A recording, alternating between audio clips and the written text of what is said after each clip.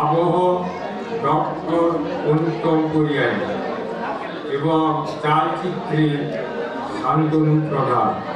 শুরু করতে চলেছি আজকের নাটক দহন। দেখ দেখ আমার পিঠের ক্ষতগুলা দেখ, বাইরে ঘাস শুকিয়েছে কিন্তু ভিতরে দম দম করছে সবসময়। 6 মাস হাসপাতালে পড়ে থাকবি, তোর মনে ওই বুড়ো মেয়ের বাচ্চাগুলোকে আচ্ছা করে ঠেকিয়ে দিতে পারবো নি?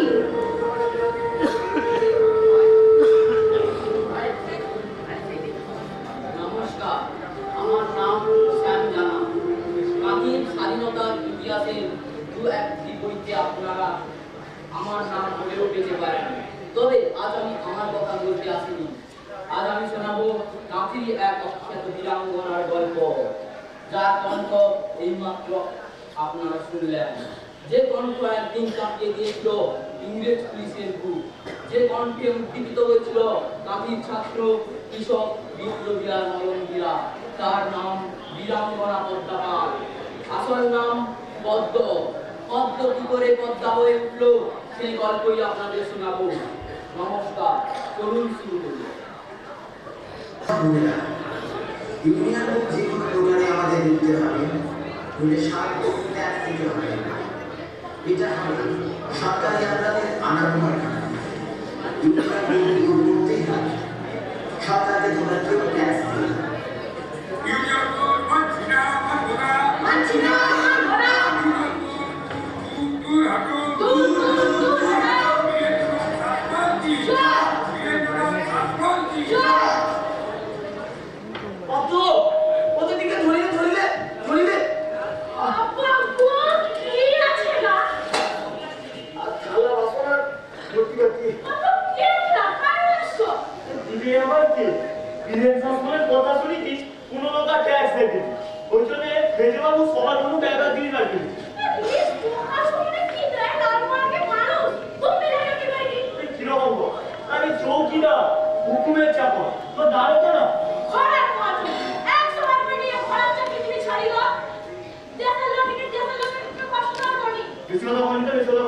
চাকরি ছাড়ি দিলে খাবো কি?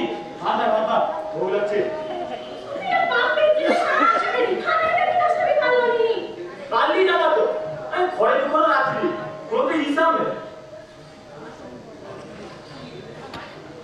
কি কইলা? ও তুমি কি কইলা?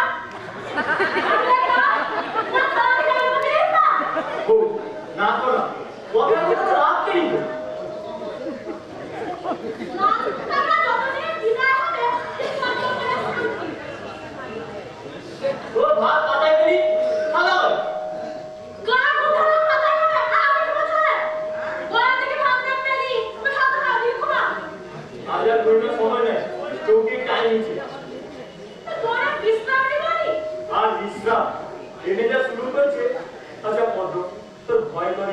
আমি সারা রাত বাইরে নিজের ঘরে একা।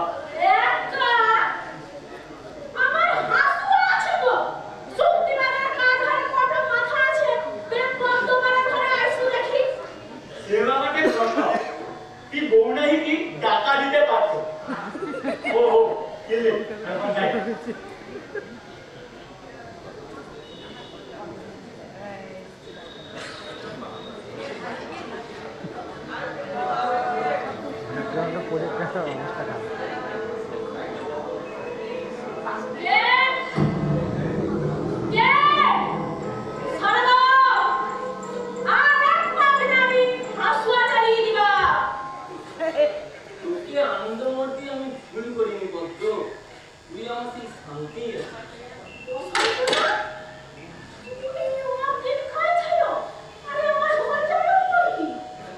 বিপ্লবীরা সব জানতে পারে চারিদিকে পুলিশ যে পদ্ম আমাকে কুকুরের মতো খুঁজছে, তাই তোর কাছে লুকিয়ে থাকতে। আচ্ছা কেমন আছিস গো? ভালো বাবা, সরকারি চাকরিটা থেকে বের দিলাম আর দেশের লোকের রক্ত খাটা আমার সংসার চলে। আমার গোয়া থেকে ভাবলাম রে কি করে পাপ করতেছি। এটাই তোর পরীক্ষায় পদ্ম, যার মন যত বড় তাকে তত বড়ই পরীক্ষা দিতে হবে। আমাকে তোমাকে বলবো বসুন্ধরা, তুমি যা কইবো আমি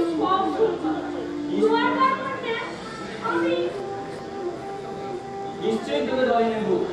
তুই ছাড়া আর কে পারবে? তুই তো আর কোনো এখন থেকে তোর নাম দিলাম পদ্মা, সর্বনাশী ভয়ঙ্করী নদী পদ্মা।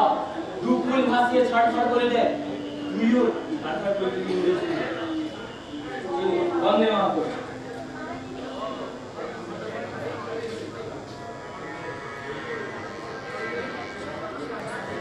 মাফ করে দিন, আমি কিছু করিনি। মা, এই গোপীনাথ দারোগা ইঞ্চি ইঞ্চি মাপ করে, তাও আবার চাবুক দিয়ে।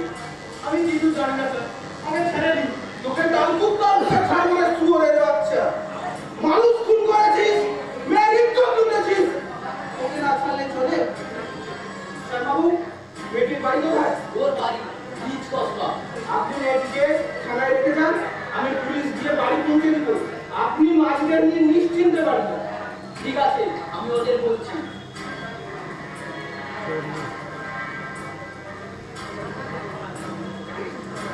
এগুলা চলুন। ঘুমা দিবা? আরে বাবু পুলিশ দেখেন ওরা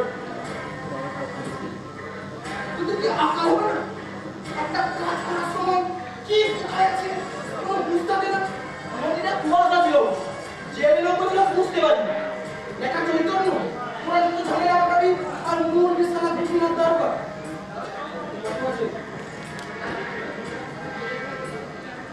কারণ বলে দে এবারে বাকিটা আমার সামনে আমার পেছনে তোরা দিয়ে দাও। এ মিয়া তোর দেখে দেখে তো আজকে আমার দরকার হয় তোর থেকে ঝুঁকারি মতো তুই সারা গাধার মতো মারলি আর তোর মুখ সিপাহীর হাত মুখে লাঠি করে নিল কি তেজ মাইলি। লাভ কি স্যার? সিপাহীকে হাত তোলার জন্য বড় আমাকে 500 টাকা দণ্ড ঘুষ করো। তোর মতো বেকার আর কি হবে? তবু তোর ভুলটার জন্য আমার কি মায়া হয় রে। তুই সারা রাত ঘরের বাইরে বিচারা করে কোথায় কি হয় আর বলিস তোর বউকে। এবার থেকে আমি নজর রাখবো আর ভাবনা নেই। বলবে স্যার, বলবে। এখন বাড়ি যাবার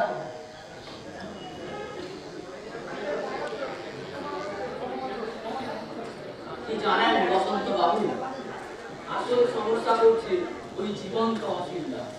কখন মাঝরাতে কখন রাত ভোর হতে না হতে পৌঁছে যাচ্ছে। গিয়ে বলছে ইউনিয়ন ভোট তোমরা মেনে নাও, খাজনা তোমরা দিয়ে দাও, নইলে মরবে। আর লোকে ভয়ে খাজনা দিয়ে দিচ্ছে। আমাদের ওদের ফলো করতে হবে। ও কোথায় যাচ্ছে? ও যেখানে যাচ্ছে আমাদের সেখানেই যেতে হবে। আর কোথায়? কিন্তু ফলো করলে ও তো বুঝে যাবে। দাঁড়া, আমি জানি কাজটা কে করতে পারে। কার কথা বলছেন? পদ্মপাল। ও সুন্দরী, বুদ্ধিমতী, ওকে আমি কাজে দায়িত্বটা দিব। চলি, বন্দে মাতরম, বন্দে মাতরম। বদ্ধ এই মিছি মিছি রাখিল, আমি চাইনি না পারে হাতে লেগে কি করলো? সব লোককে দিচ্ছে। কথা বলি বলি আমার সাথে কথা বলবি, তোমার সাথে কথা বলতে তোমার না আমি কি না করে বাবুকে কে দিতে পারি? বাপের থেকে হাজার টাকা বাদলানি চাকরি নেই তো? ঘোড়া মুয়া সবজি 100 বার কইনি আর ঘোড়া চাকরি দিতে ছাড়ি তো। ও পেকি দে। ও তুমি বেশি না, আমি ছুমারি আর চাঁদনি পরিবার বাড়ি। ও চল চল এই বাড়াই দি ভূমি কোনি মেজো বাবার কত পাইছে।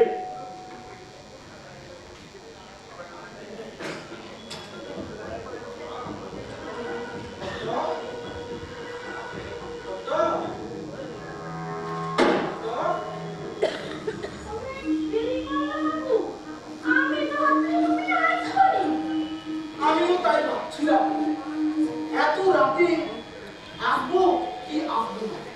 তারপর ভাবলাম কত আমার জন্য এত কষ্ট করে রান্না করেছে আর আমি আসবো না, তাকে ভয় কত। ও বাবু তো আমি খাবার লইছি। বাবা এত তাড়া, আরে বসো, এত কথা বলে খাবারকে পালিয়ে যাচ্ছে। খাইতে খাইতে কত মানে কেড়ে গেল, আপনাকে তো ঘর ফিরতে হবে।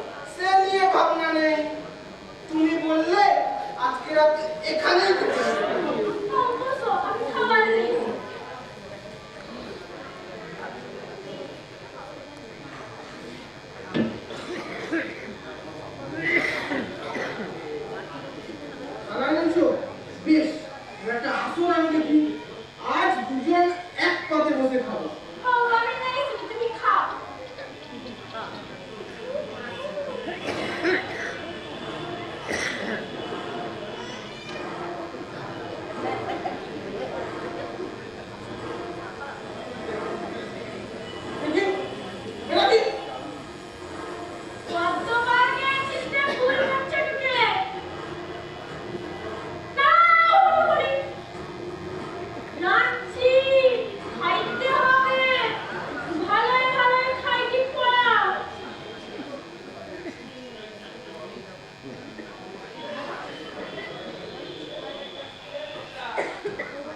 বেশ খেলাম, মনে থাকবে কত? আমি ভুলবো না। ভুলবানি আবার যদি আইসো সোনা দেন আমি খাবার দিই।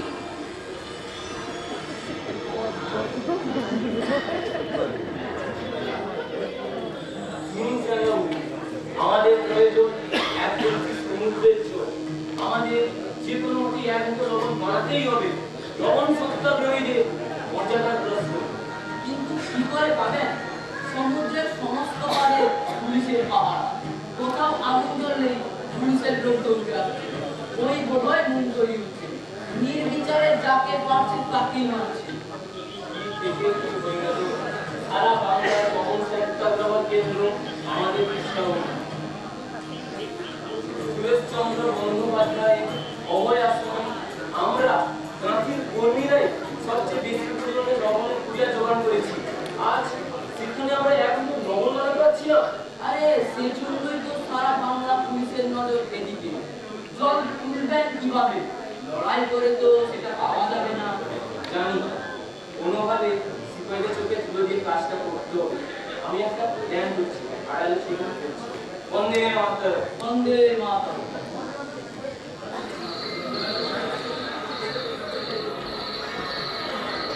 আমার কাছে খবর আছে, ডাকাতগুলো এখানেই আছে। ওই দেখ, আসো। না, ডাকি তো। আমি একা বাকি, আমরা তো আছি। না, আমি যাবো না। চলো, আমি যাবো, যা। আমি খালকে যাবো, চেপ টেনে ছিঁড়ে দিব। না, বল দিয়ে।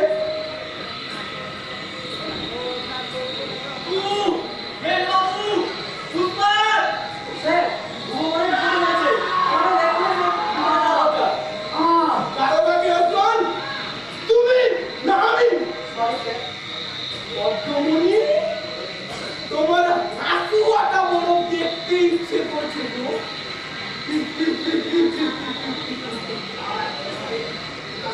করে অপমানের সত্যিল গোপীনাথ দারোগা পদ্ম তখন অন্তঃসত্ত্বা, কিন্তু কাঁদেনি পদ্ম, ওর চোখ থেকে ঝরেছিল আগুন।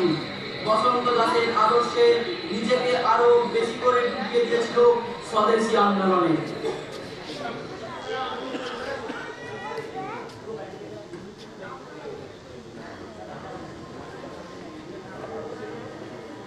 রাগা পুলিশ বাবু থেকে জয় থাকছিল। আমার ঘরে টপকা বসিয়েছে।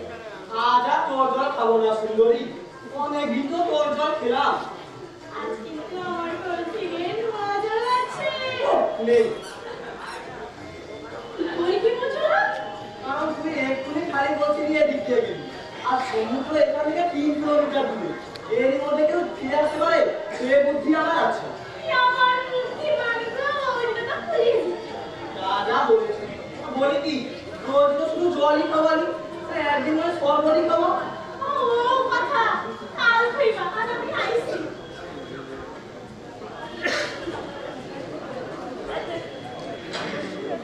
ঘটনা হলো, সেদিন পদ্মার পরিস্থিতির সত্যি সমুদ্রের নোনা জল ছিল। শুনে অবাক হচ্ছেন তো? প্রথম যেদিন গেছিল জল আনতে, সেদিনই জল এনে রেখেছিল দ্বারকা থেকে কিছু দূরে নন্দকুমার দিদির জঙ্গলে। এটাই ছিল ওর বুদ্ধি। অবশেষে নোনা জলের পরিস্থিতি সে নিয়ে পৌঁছে গেল লবণ সত্যাগ্রহীদের শিবিরে।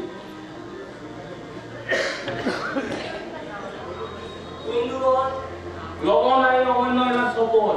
দেখুন, আমরা নুন বানাতে পেরেছি, আর পেরেছি শুধুমাত্র এই পদ্মাবাদের জন্য। জীবনের বাজি রেখে পুলিশের চোখে ধুলে দিয়ে ও সমুদ্রের থেকে জল তুলে এনেছি। সবাই বলো, পদ্মা মাই কি জয়। লবণ আইন মানছি না, মানবো না, মানছি না, মানবো না। মামরে খবরে তুমি আইছো শপথ করে দে। যতদিন বাবা ও গঙ্গার জলে নুন তৈরি করি খাবা। বন্দে মাতরম। You are under arrest.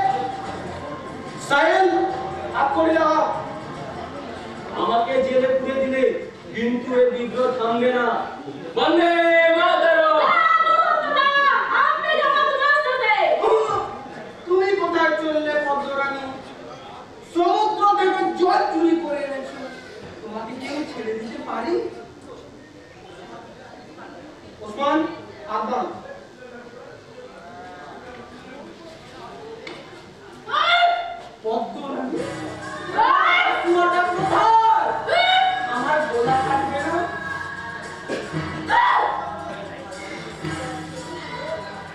টানা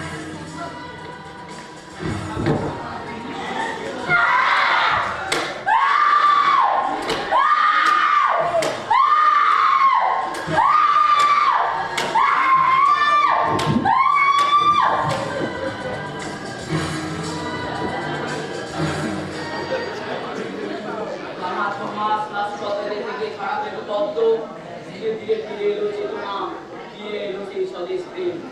আর ছেলেকেও সে মানুষ করে তুলল একই আদর্শে। ছোট্ট ছেলে পিতাইকে দিয়ে সে গোপনে বার্তা পৌঁছতে লাগলো কংগ্রেসের বাড়িতে। সে ফিরে দেখতে তাই বেড়ে ওঠে ওর বয়স এখন 1942 সাল চলছে সারা দেশ। ব্রিটিশ নির্মমভাবে মারছে স্বদেশীদের।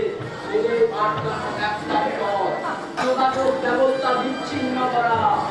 নদীর বুকে বিদায় হয়েছে সেই কৃষক দলের সর্দার।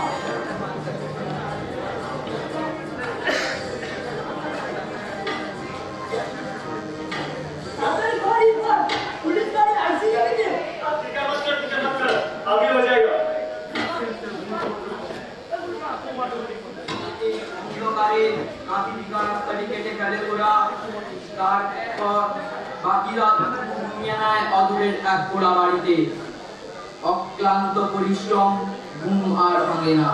যখন ভাঙে দেখে পুলিশ ঘিরে ফেলেছে ওদের।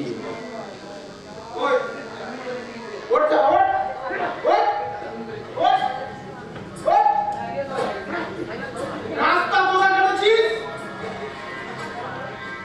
জোরটা হারাম জায়গা সুয়া কাচ্চা চলা প্রধান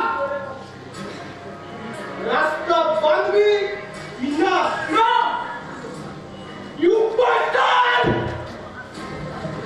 আইসো চুরি তো এমন কোনটা কাছে পিছে মারবে কিবা